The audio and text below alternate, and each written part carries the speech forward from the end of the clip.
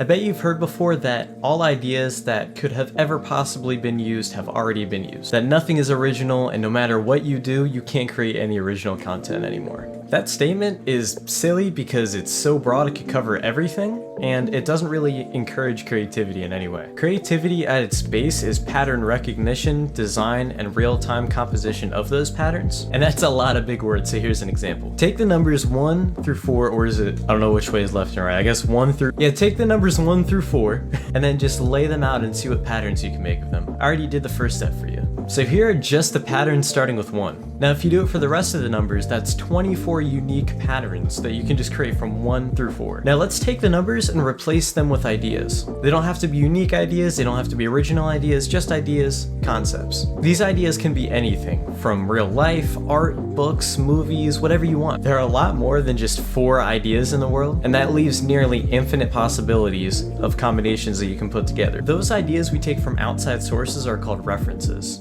And that's what this video is about.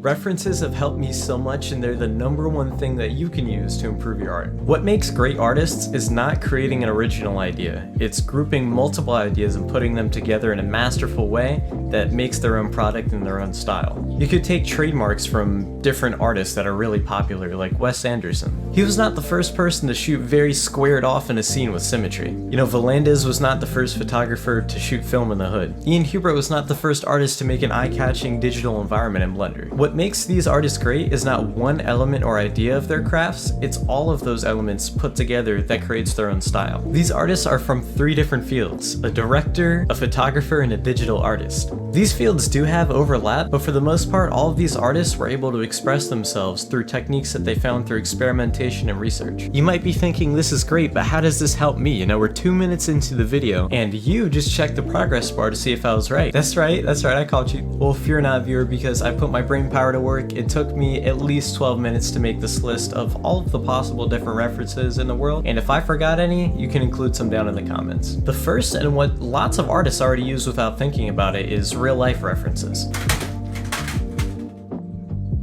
We see something, we think, oh, that looks cool, and decide to try to make it in Blender or whatever program you use. This is great, especially when you're just starting, because having an object in front of you that you can hold and touch is really good to help practice your 3D modeling. And not only that, but improve your skills when it comes to color too, because you can see how the object reacts in different environments. If something is so big you can't bring it inside of your house, you can always just take a picture of it and then use that as reference. Next we have the interwebs, right? The internet. The internet is a great place to search for references because it has practically endless resources that you could use. A few of my personal favorite sites to go to for references are Artstation, Flickr. There's also Google Image Search and Google Maps, which I found very useful in my most recent project. There's a card up in this corner in case you want to click that and check it out. I was really struggling making these pedestrian walk signs and trying to recreate it from memory, so I dropped myself in the middle of Manhattan, I found a sign, and then I 3D modeled it from there. Another very underrated form of reference in my opinion is video games. For that same render, I referenced all of the Batman Arkham games. I did it with a focus on Arkham City and Arkham Knight because that's the style that I wanted to recreate the most. Keep in mind, these references don't have to be a physical object that you can even touch and hold either. They can be an idea. I have a very old render up on my Instagram. It's a focus shift. Originally the focus is in the foreground and then it shifts to the background. It goes back and forth, and I believe the foreground letters say follow me. While I gained absolutely 0 followers from that post, I did learn a lot about it. I saw this shift of focus in a lot of films and I wanted to recreate it because it would draw the attention from a subject to an environment or vice versa. You can really find a reference in anything. You just have to look for it. I found referencing is a great technique for stopping artist block too. I had no idea what I wanted to make until I hopped on Artstation and I saw a render of this building, and I thought it looked really cool, so I wanted to make a building of myself. Although I don't have the original artist name, I do have the screenshot, so if you happen to be watching this video, you inspired me. Thank you. Another reason why I found referencing objects is important is because sometimes our brain just doesn't understand the scale of objects. You may think you know exactly what something looks like in your brain, but when you actually try to make it, it doesn't turn out too well. For example, this skateboard in a render that I did that looks like a horrible plank of wood.